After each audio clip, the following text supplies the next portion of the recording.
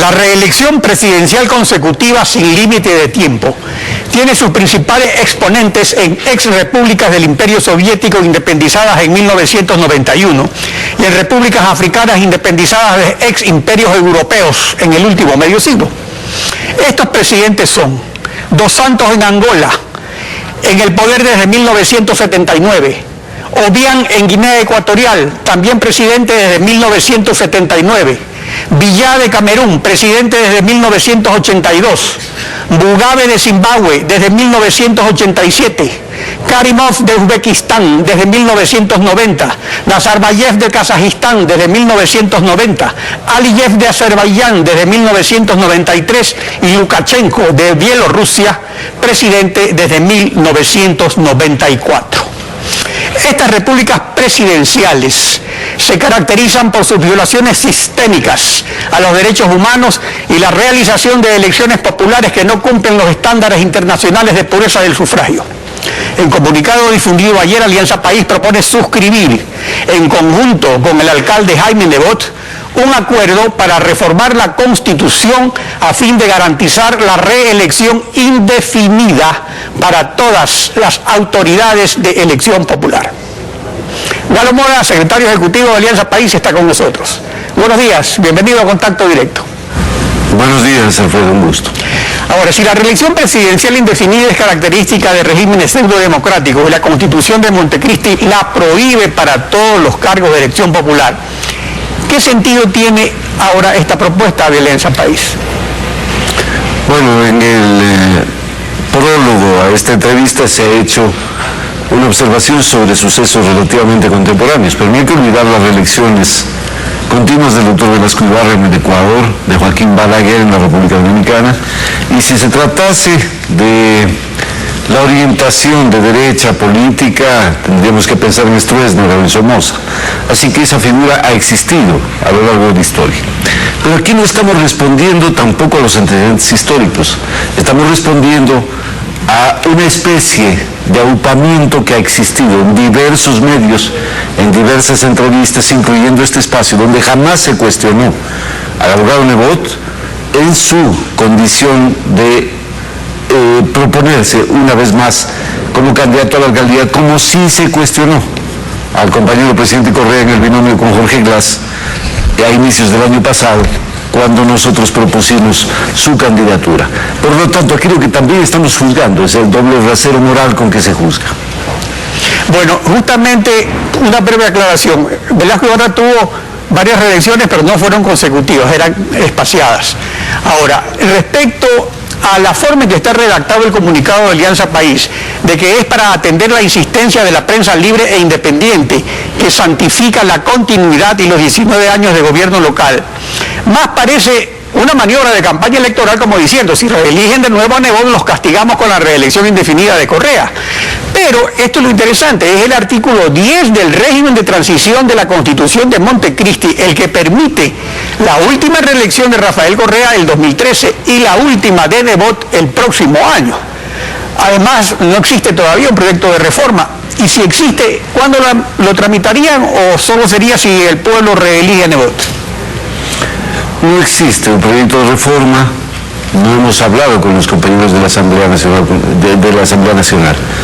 pero no se trata de castigar a nadie si se tratase de la presencia de Rafael Correa. Ese no es un castigo para el pueblo ecuatoriano, y el pueblo ecuatoriano lo ha recibido todo de manera absolutamente contraria, con inmensa alegría, con efusividad, con patriotismo y con un acto cívico extraordinario como la votación del 17 de febrero.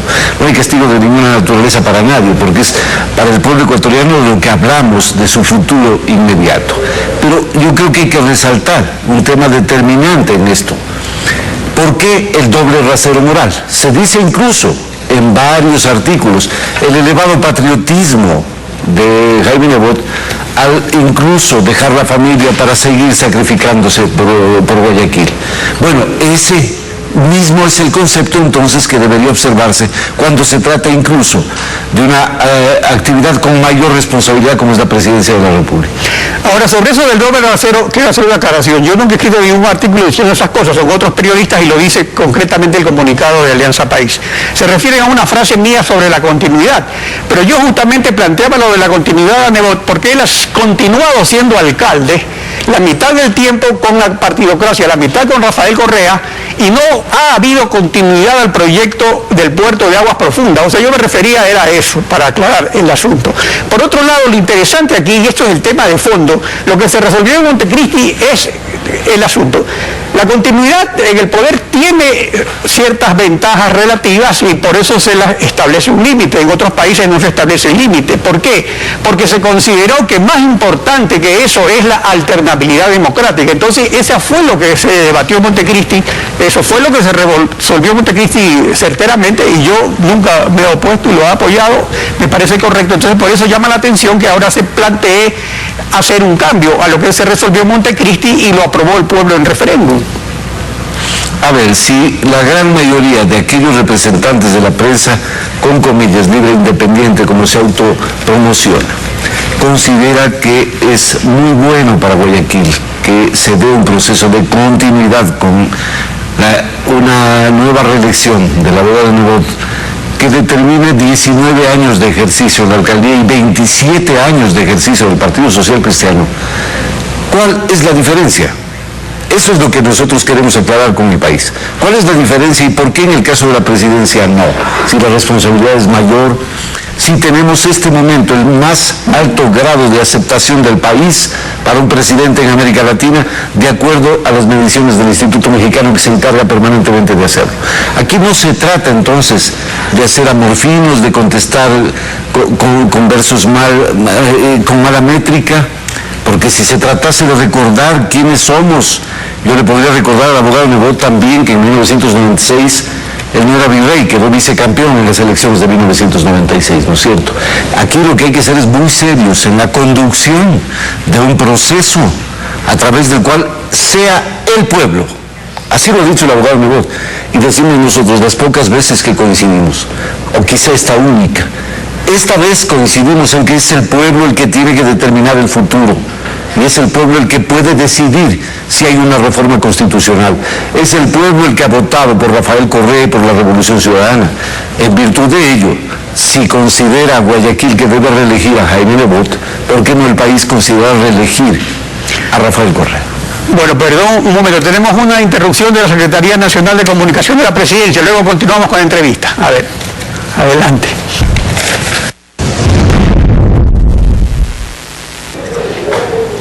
A ver, Galón, ahora continuemos con nuestra conversación. Entonces, está claro que al haber la reforma, si es que ocurre, pues no solo es que el presidente Correa va a poder reelegirse como el comandante Castro, sino que Nebot se va a quedar también para siempre de alcalde y Montgomery Sánchez de prefecto y Yunes en San Borondón de alcalde, pues, o sea, eso por un lado. Por eso es que es importante recordar el anuncio del presidente Rafael Correa ante la prensa internacional después de su última reelección, ahora en el pasado febrero. Veamos. El sistema ecuatoriano es exactamente el mismo sistema en Norteamérica, una sola reelección inmediata.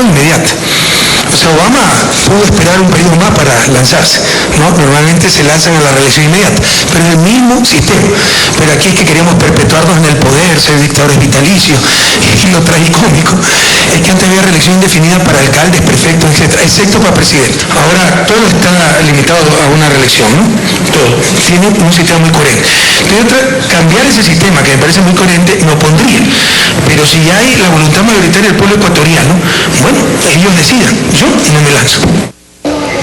Bueno, aquí el punto es ese. Entonces, si Nebot ha cambiado de opinión porque dijo que no se iba a candidatizar durante 4 años y ahora quiere aprovechar la última oportunidad que le da el régimen de transición de Montecristi, entonces por eso el presidente va también a hacer lo mismo porque Nebot hace eso, o es que habría un acuerdo para proceder así, pues porque a la final, ¿en qué quedamos? Bueno, acuerdo de ninguna clase. Ayer hemos estado en Guayaquil presentando nosotros la posibilidad de firmar ese acuerdo. Obviamente el abogado Nebot ha dicho que no lo va a firmar. Rafael Correa jamás ha dicho que va a la reelección. Se ha mantenido en su palabra. Y lo que hemos nosotros dicho, y lo ha dicho también el compañero del presidente, es que no exista un doble rasero moral para juzgar. que se aupe la candidatura del alcalde de Guayaquil y que se prohíba de manera fervorosa, como en la campaña pasada, la candidatura potencial en ese entonces a la reelección del binomio Correa-Blas. De eso es lo que estamos hablando. Aquí no estamos falseando, no estamos en contra de una historia que hemos proclamado. Lo que estamos es aclarando éticamente una conducta moral para que la política no se divorcie precisamente de la moral. Y en ese sentido jamás hemos dicho una mentira. Yo quisiera además aprovechar este espacio, Alfredo, para aclarar ciertas mentiras. Parece que la ley de comunicación ha golpeado tanto en ciertos espíritus que van a buscar los ecos fuera del país. Fundamedios y el señor Ricaurte han hecho una denuncia a través del señor Jorge Lanata en Buenos Aires contra el presidente, y me permite un minuto, en el sentido de que el señor Gonzalo Rosero ha sido tan perseguido que ya renunció a Radio Democracia. Bueno, estuvo 15 días de vacaciones. Eso es mentir. Ha dicho que hemos reemplazado, por presión nuestra, el diario El Universo ha reemplazado su página de política por béisbol, cuando en el Ecuador no hay béisbol. Ofende a Guayaquil, ofende a los campeones de 1963, ofende a las familias de José de la Gasca, Bonifacio Morán, de los grandes beisbolistas ecuatorianos y de Guayaquil. La mentira no puede ser la que aupe la actitud política. Por lo tanto, yo he dicho, hay la crema y la nata de la mentira. No pueden ofender al presidente de la República y menos al Ecuador. Quería hacer esta aclaración porque nadie ha mencionado nada. Cuando Fundamedios miente, nadie dice nada. Bueno, seguramente nadie ha mencionado nada porque nadie quiere repetir una mentira. Si es mentira, yo primera vez que oigo esto. Ahora, volviendo al tema de fondo de la reelección indefinida, no solo que hay el mandato de la Constitución de Montecristi aprobada en el referendo popular, sino que Juan Carlos Casinelli y Miguel Carvajal, luego de ser elegidos asambleístas, se pronunciaron de la siguiente manera. Recordemos lo que dijeron. Una de las cosas importantes, que es la que da como consecuencia esa votación abrumadora, es que la gente confía y cree en su presidente. Cuando el presidente señala que no va a reformar la Constitución con la finalidad él de volverse a postular luego de estos 4 años de gobierno, la ciudadanía le cree. Así que no es un tema a considerar, creemos que hay temas mucho más importantes. Nosotros en el proyecto político consideramos que el recambio generacional es sustancial y tiene que darse luego de estos 4 años. ¿Hay que descartarlo? En mi opinión, sí, porque la democracia exige siempre una renovación y el presidente de la República ha sido muy claro al respecto. A ver, está claro con lo que han dicho Casinelli y Carvajal, con lo que acaba de decir usted hoy día, cuál es el meollo del asunto. Por eso mismo, ¿qué es lo que ha ocurrido en la práctica? Que este sistema de reelección definida en las Américas solo existe en Cuba y ahora en Venezuela. Entonces, ¿qué es lo que pasa cuando la reelección es consecutiva? Que termina siendo el Estado el candidato y termina siendo invencible, como es en las ex repúblicas soviéticas o en las repúblicas africanas. ¿No sería mejor tal vez hacer un esfuerzo ante estas nuevas elecciones para que se cumpla con lo que se resolvió en Montecristi, de que hay una prohibición total a la propaganda gubernamental en todos los niveles? Presidentes, alcaldes, prefectos, ¿no sería eso mejor como un homenaje justamente al espíritu de Montecristi? No es el Estado el que es invencible, ya lo hemos probado varias veces. Los candidatos sucesores del ingeniero Febres Cordero, del doctor Rodrigo Borja, del doctor Osvaldo Hurtado, los sucesores de todos han sido absolutamente derrotados en las urnas. Recuérdese a Vladimiro Álvaro, recuérdese a Raúl Vaca, recuérdese incluso al candidato socialcristiano. Todos han sido barridos en las elecciones, no solo vencidos. Por lo tanto, no es el candidato del gobierno el que tiene asegurado su triunfo. Eso es falso. Ese no es un análisis riguroso histórico que contemple el análisis de las elecciones. Es el caso del compañero presidente Rafael Correa, es el fervor popular y cívico que ha despertado su patriotismo, su talento y su sacrificio. Es absolutamente distinto. No es el candidato del Estado, porque entonces sería sencillísimo poner a cualquiera. Eso no es así. Claro, pero es que ni Borja, ni Hurtado, ni Febres Cordero, ninguno de ellos fue candidato a la reelección. O sea, es lo que se llama en Ecuador el candidato oficial. Incluso Velasco Ibarra tenía varios a veces para dividir al electorado, pero otra cosa es que sea el propio presidente en ejercicio el que lo hace. Por eso es que hay el límite que estableció en Montecristi la constituyente, el límite que hay en Brasil, y así, o si no es espaciado como en Chile, por ejemplo, que se lo permite, pero pasando un periodo como ahora va a ocurrir con Bachelet, por ejemplo. Entonces, el sistema que existe es un sistema aceptable, pero que se fundamenta en este principio de que tiene que haber igualdad de condiciones entre los candidatos, porque, como le decía, no solo es el presidente, sino también los alcaldes y prefectos. Uno ve la publicidad. Cuando es elecciones para presidente sale la propaganda del gobierno a favor del candidato presidente, y cuando es estas elecciones salen las elecciones a favor de los candidatos prefectos o alcaldes. Entonces, eso sí es un problema real que se debería corregir.